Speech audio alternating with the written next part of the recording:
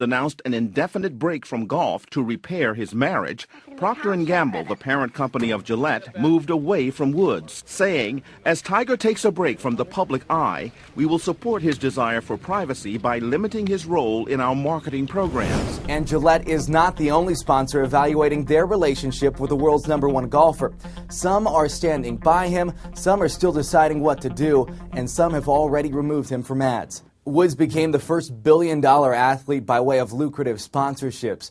But now his public image is changing, and he's taking an indefinite leave from pro golf.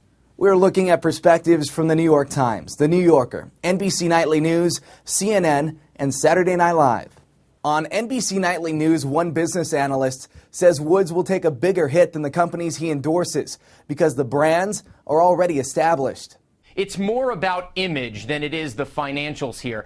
I think Gillette would have more of a problem with a Gillette recall on one of their razors in terms of losing some market share to Schick than this with Tiger Woods. A writer for The New Yorker presents a more pessimistic outlook on Woods' endorsement future. He says comebacks may be an American tradition, but it's rare for an athlete or celebrity to fully regain what they once had after going through a public image crisis.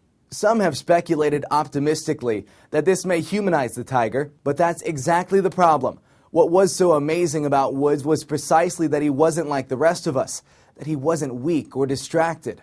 On a CNN panel, one sports attorney says companies may be hesitant to drop Woods because he brings in so many sales. The leaders of those companies are saying, we make good money off of Tiger Woods. If you're telling me I have to terminate him, tell me how I'm going to make that money doing something else. And those are hard questions to answer. The New York Times looks at another benefactor of Woods' rapid rise, the PGA Tour, which is in the middle of contract talks with tournament sponsors. Although Woods is not solely responsible for the economic growth of the tour, he is given much of the credit for the quadrupling of prize money. The PGA Tour is in the midst of negotiating new deals with the sponsors of a dozen events. Uncertainty about his availability will have a negative impact on negotiations. Saturday Night Live has a humorous take on the PGA's position. We've still got plenty of other superstars, exciting household names like Jeff Ogilvy, booyah, Trevor Immelman.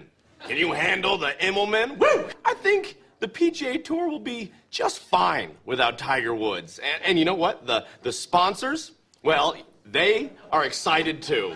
The PGA Tour, no Tiger, no problem. So what do you think? What would you do if you were one of Woods' sponsors? And do you think he'll make a comeback?